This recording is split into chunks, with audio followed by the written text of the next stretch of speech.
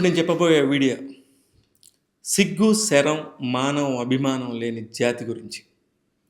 ఒక దేశాన్ని అడ్డం పెట్టుకొని, ఒక పేరుని అడ్డం పెట్టుకొని, వెన్నెముక లేని జీవుల్లాగా బతుకుతూ, ఒక మనుషుల్ని అతి కిరాతకంగా దగ్గర నుంచి కూడా చంపేయచ్చు. మీ మతం ఏంటి అని చెప్పేసి దగ్గర నుంచి చంపేసి ఆనందం పొందే వికృత మనుషుల గురించి మాట్లాడుతున్నాను.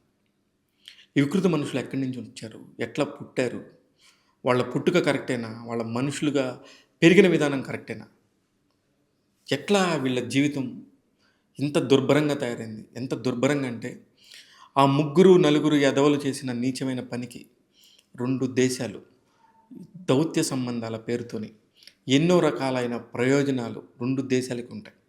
ఎటువంటి సిచ్యువేషన్ అయినా విన్ సిచ్యువేషన్తో కలిసి పనిచేసే అనేక దేశాల మధ్యలో చిచ్చు పెట్టింది ఆ నలుగురు వెధవలే. 28 మంది ప్రాణాలను బలిగొన్నారు. వాళ్ళల్లో అత్యంత అమానుషంగా ఎంతో దారుణంగా చనిపోయి తమ వాళ్ళని అలాంటి పరిస్థితుల్లో చనిపోవాల్సి వస్తుందని కల్లో కూడా ఊహించిన సందర్భాలు. అలాంటి సందర్భాల్లో చనిపోయారు మనుషులు. వీళ్ళకి అసలుకి మానవత్వం అనేది ఎందుకు లేదు అంటే కొన్నిటి గురించి మనం ఎంత తక్కువ మాట్లాడుకుంటే అంత మంచిది. ఎందుకంటే వాళ్ళు అసలుకి మనిషి అసలు ఎలా పెరిగారో కూడా అర్థం కావట్లేదు. వాళ్ళ జీవన విధానం ఏంటి. ఇప్పుడు మనకంటే ఒక సంసారం, ఒక ఫ్యామిలీ, ఒక అమ్మ నాన్న, ఒక బాధ్యత. ఈ బాధ్యతలన్నీ ఏమీ లేకుండా కేవలం పుట్టింది ఇట్లాగా మనుషుల్ని చంపుకొని తినడానికనే ఒక నీచమైన కోణంలో ఆలోచిస్తూ పెరిగిన ఒక జాతి. వీళ్ళని టెర్రరిస్టులు అనాలా, ఉగ్రవాదులు అనాలా, వీళ్ళు ఎట్లా పుట్టారు, ఎట్లా చస్తున్నారు, ఎట్లా బతుకుతున్నారు. ఇలాంటి దారుణమైన మనుషుల గురించి మాట్లాడాల్సి వస్తుందని చెప్పి కల్లో కూడా అనుకోలేదు. కానీ ఈరోజు మాట్లాడాలి. ఈ మాట మాట్లాడుతుంది నేను ఒక్కడిని కాదు, మన 140 కోట్ల మందిలో నేను కూడా బాధ్యుడిని. నేను కూడా ఒక పౌరుడిని. నాకు ఒక బాధ్యత ఉంది. ముష్కరులని అంతు చూడాల్సిందే. వాళ్ళు ముష్కరులే, వాళ్ళు ఉగ్ర రూపంలో ఉన్న దుర్మార్గులే, రాక్షసులే. ఈ రాక్షసులకి ఖచ్చితమైన పని జరగాల్సిందే, తగిన శాస్తి జరగాల్సిందే. ఎక్కడ కలుగులో ఎలుకల్లాగా దాక్కున్నా సరే లాక్కొని వచ్చి పొగబెట్టి బయటికి తీసుకొచ్చి చంపేయాల్సిందే.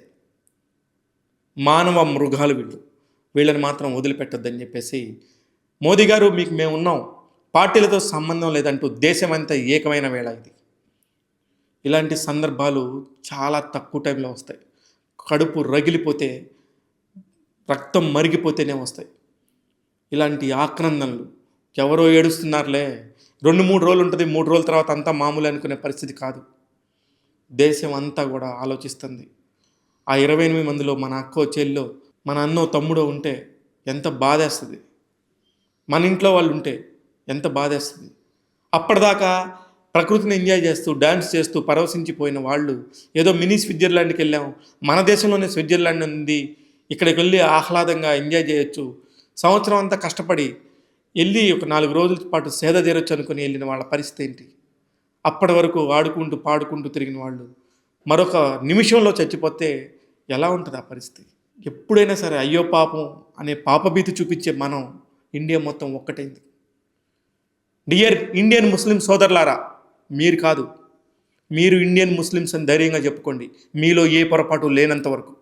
మీరు కనుక పక్క దేశపు కుట్రపు నా కొడుకుల గురించి కనుక మాట్లాడి కుట్ర చేసి బతుకుదాం, ప్రాణాలను హరించుకొని పోదాం అనుకునే వాళ్ళందరికీ సపోర్ట్ చేస్తూ ఉంటే మాత్రం మీ రోహింగ్యాల గతి ఏమవుతుందో మీకే తెలియదు.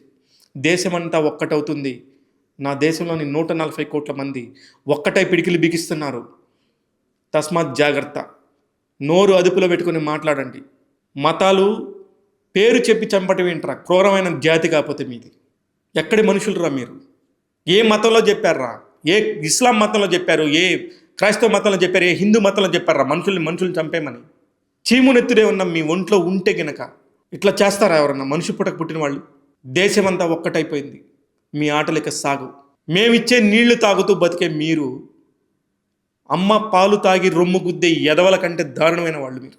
అలాంటి నీచుల కంటే 100 రెట్లు నీచమైన బతుకుతున్నారు. అన్యం పుణ్యం ఎరగని వాళ్ళని చంపేసి మీరు అనుభవిస్తున్న రాక్షసానందానికి ఈ రోజున స్వస్తి పలుకుతుంది. ఎలా పలుకుతుంది అనేది మోదీ గారు చెప్తున్నారు, అమిత్ షా చెప్తున్నారు, రాజ్నాథ్ సింగ్ చెప్తున్నారు. దేశంలోని బాధ్యత గల ప్రతి ఒక్క పౌరుడు గుండెల్లో రగిలిపోతూ మాట్లాడుతూనే ఉన్నాడు. మీ ఆటలు ఇక సాగవు. 14 రకాలైన పాస్పోర్ట్లు ఉంటాయి భారతదేశానికి, పాకిస్తాన్కి సంబంధించినంతవరకు. ప్రతి ఒక్క పాస్పోర్ట్ను తక్షణమే రద్దు చేయండి అంటూ ఇమ్మీడియట్గా గవర్నమెంట్ ఇచ్చిన వార్నింగ్కి ఎక్కడి వాళ్ళు అక్కడ కుదిలై వెళ్ళిపోతున్నారు. వెళ్ళిపోవాల్సిందే. మా దేశాన్ని వదిలిపెట్టి మీరు వెళ్ళిపోండి. మీరు మా దేశానికి రావాల్సిన అవసరం లేదు. మీ ద్వారా వచ్చే ఆదాయ వనరులు మాకు అవసరం లేదు.